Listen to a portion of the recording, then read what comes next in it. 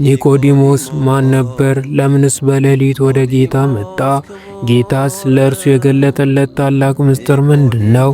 ይህ ሳምንት ስለ እውቀት ብቻ ሳይሆን ስለ ልብ መለወጥ፣ ስለ ማዕረግ ብቻ ሳይሆን ስለ ትሕትና፣ ስለ ሥጋዊ ልደት ብቻ ሳይሆን ስለ መንፈሳዊ ዳግም ልደት የምንማርበት ሳምንት ነው። በስመ አብ ወወልድ ወመንፈስ ቅዱስ አሐዱ አምላክ አሜን። ሰላም ጤና ይስጥልን የቻናላችን ቤተሰቦች እንደምን ሰነበታችሁ? ዛሬ በታላቁ የዐቢይ ጾም 7ኛ ሳምንት ላይ እንገኛለን።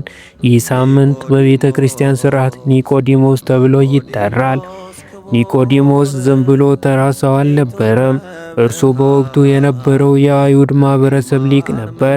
ፈሪሳዊ፣ የሕጉን ፊደል ጠንቅቆ የሚያውቅ ሃይማኖተኛ፣ የአይሁድ አለቃ፣ በሳንሄድሪን የአይሁድ ከፍተኛ ምክር ቤት ውስጥ የነበረ ባለስልጣን፣ ባለጸጋ፣ በታሪክ እንደሚነገረው እጅግ የታወቀ ሀብታም ነው። ነገር ግን ይህ ሁሉ ማዕረግና እውቀት በልቡ ውስጥ ያለውን ጥማት ሊያረካው አልቻለም። የጌታን ታምራት ሲያይ፣ ትምህርቱን ሲሰማ ይህ ሰው ከእግዚአብሔር በቀር እንዲህ ሊያደርግ አይችልም የሚል ጽኑ እምነት አደረበት። የአይሁድ ባለስልጣናት ጌታን ይቃወሙ ስለነበር ክብሩንና ስልጣኑን ላለማጣት በመፍራት በሌሊት ወደ ጌታ ይመጣል። ከጌታ ጋር ረጅም ሰዓት በጥልቅ ምስጢር ለመወያየት የሌሊቱን ጸጥታ መርጦ በሌሊት ይመጣል። እዚህ ጋር ጥልቅ ትምህርት አለ። ኒቆዲሞስ ምንም እንኳ ፈሪ ቢባልም ቢያንስ ግን መጥቷል። ብዙዎቻችን ግን በሰው ፍርሃት ምክንያት ወደ ጌታ መቅረብ የምንፈራ ስንቶቻችን ነን? ኒቆዲሞስ ግን ጨለማውን ተገን አድርጎ ብርሃኑን ፍለጋ ወጣ። መምህር ሆይ ከእግዚአብሔር ዘንድ መጣ፣ መምህር መሆንን እናውቃለን ብሎ ምስክርነቱን ሰጠ። ጌታ ግን ለኒቆዲሞስ የመለሰለት መልስ አስደንጋጭ ነበር። ሰው ዳግመኛ ካልተወለደ በቀር የእግዚአብሔርን መንግሥት ሊያይ አይችልም አለው። ኒቆዲሞስ እንደ አንድ የሕግ መምህር ነገሩን በሥጋዊ አእምሮ አሰላው።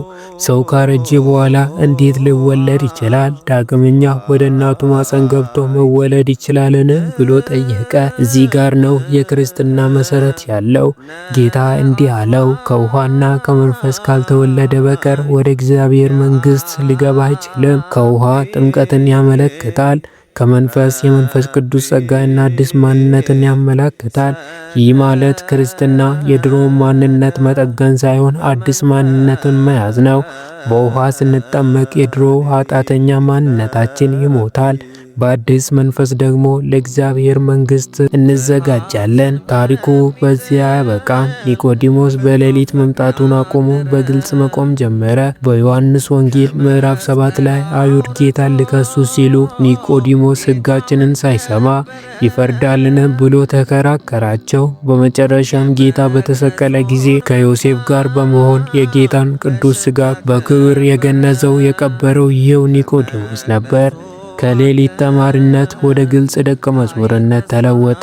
የእግዚአብሔር ቃል ሲገባን ፍርሃታችን ይወገዳል። ውድ ወንድሞቼና እህቶቼ ከዚህ ታሪክ ምን እንማራለን? ትሕትና። ኒቆዲሞስ ትልቅ መምህር ሆኖ ሳለ ልማር ዝቅ አለ።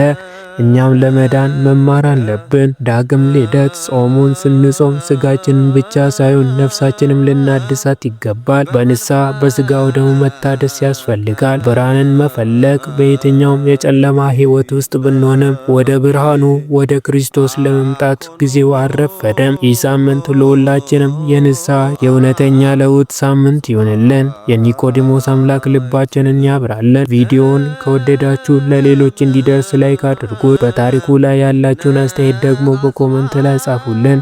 ለቻናላችን አዲስ ከሆናችሁ ደግሞ ሰብስክራይብ በማድረግ ቤተሰብ ይሁኑ። በሚቀጥለው ታሪክ እስከምንገናኝ በሰላም ቆዩ። እግዚአብሔር ከሁላችን ጋር ይሁን። ወስብሐት ለእግዚአብሔር።